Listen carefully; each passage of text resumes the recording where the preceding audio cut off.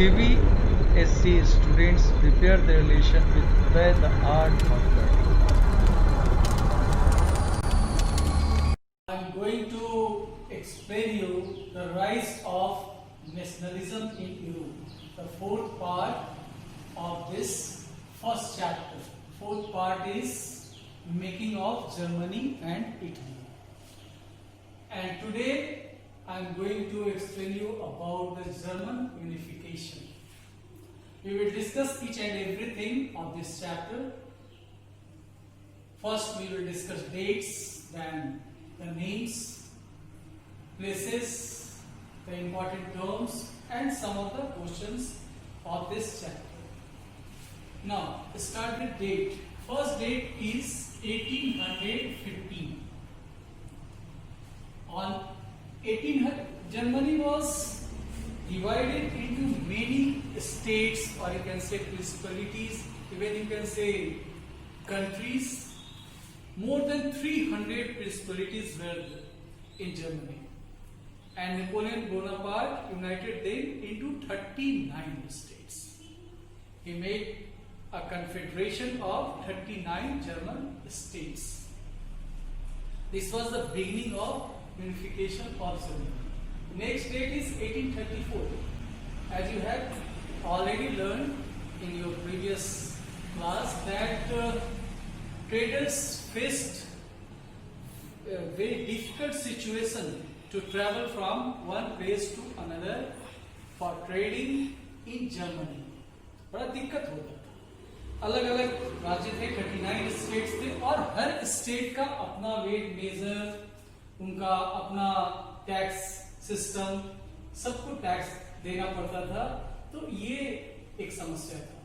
तो with the help of Persian leadership, German Federation was united into one custom union that was called Zollverein. Zollverein is the term for custom union in Germany. 1800, another date is 1848. 1848, why this date is important? Because the middle class of Germany tried to unite the Germany. The delegation of 831 people marched to Frankfurt और वहां पहुंचे और उन्होंने Persia के राजा को Germany का राजा घोषित करते हुए उनको क्राउन पेश किया. But he refused it. William IV.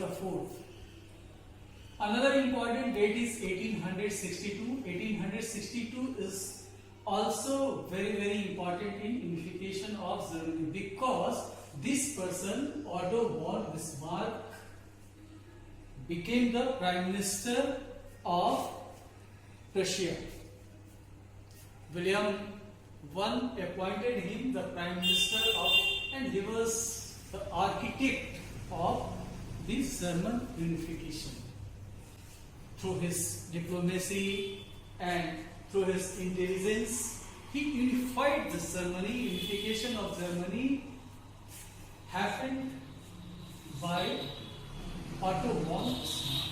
In 1862, he appointed as in 1864, Schleswig and Holstein, these two regions was under Denmark occupation, and the people here was German speaking. So Austria, combined forces of Austria and Germany, Prussia defeated Denmark, and then Holstein and Schleswig became an independent state. Schleswig was ruled by Prussia and Holstein was given to Austria. Austria के हाथ में चला गया. In 1866, Austria और Prussia और other German states, ये तीनों German, Austria में भी जर्मन लोग थे, प्रशिया में भी जर्मन लोग थे. तो ऑस्ट्रिया में हैब्सबर्ग एम्पायर बहुत ही पावरफुल था. प्रशिया भी एक शक्तिशाली राज था. तो अब किसका कंट्रोल होगा जर्मन फेडरेशन पर, उसके लिए हमेशा संघर्ष, ये कॉन्फ्लिक्ट चलता ही रहता था। और फाइनली धीरे धीरे रशिया मजबूत होता गया और 1866 में बुरी तरह से within 7 weeks Austria was crossed by the Russian forces. क्योंकि रशिया में मॉडर्नाइजेशन और डेवलपमेंट, इंडस्ट्रियल रेवोल्यूशन बहुत तेज गति से, बहुत फास्ट स्पीड पे हो रहा था। 1870 again France was defeated. With his diplomacy, Bismarck compelled them to announce France war against Russia, and he trust in few months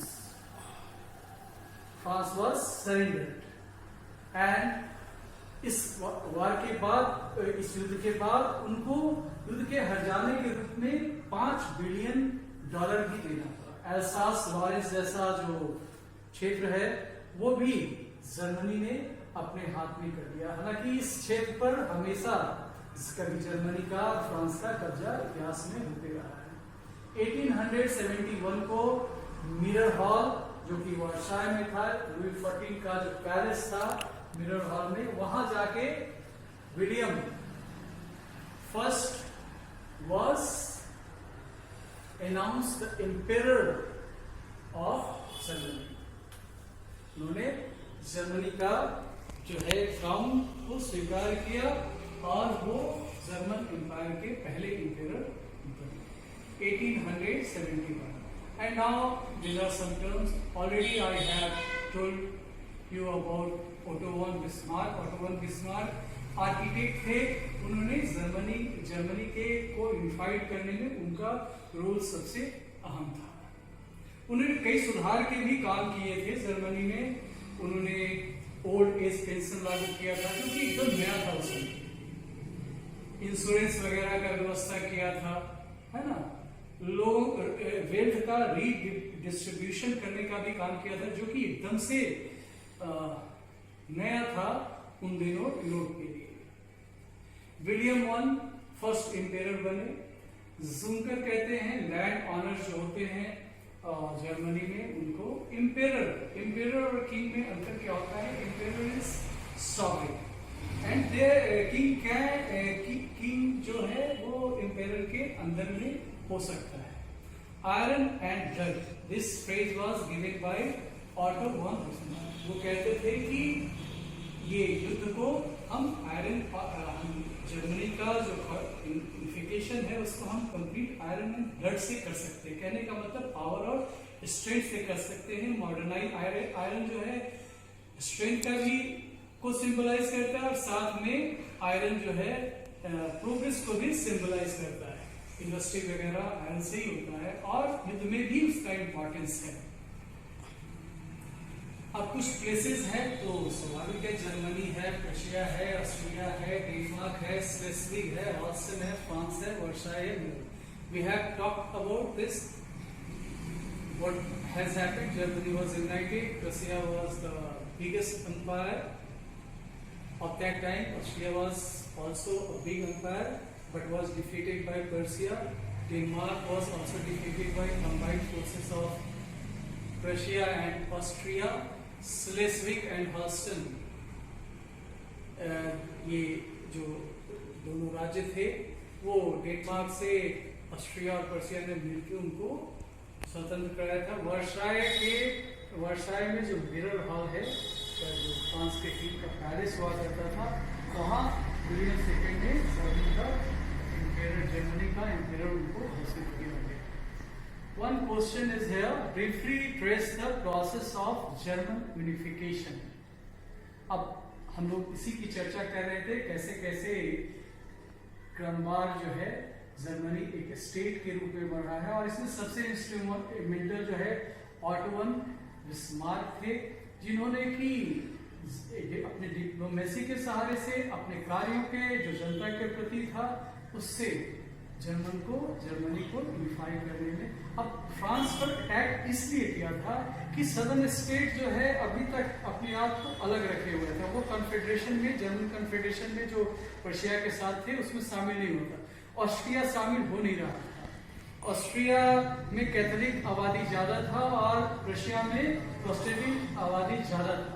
तो बाद में जब फ्रांस के साथ युद्ध हुआ तो जो सदर्न स्टेट थे, जो ऑस्ट्रिया के तरफ थे, वो भी जर्मन नेशनलिज्म के नाम पर सर्व जर्मन कॉन्फेडरेशन में शामिल हुए। I hope that you have understood this chapter. अब मेरे पढ़ाने के बाद आप लोग इस चैप्टर को खुद से जरूर पढ़िएगा और मुझे लगता है कि तब आपको बड़ी आसानी से चीज समझ में आएगी। Thank you.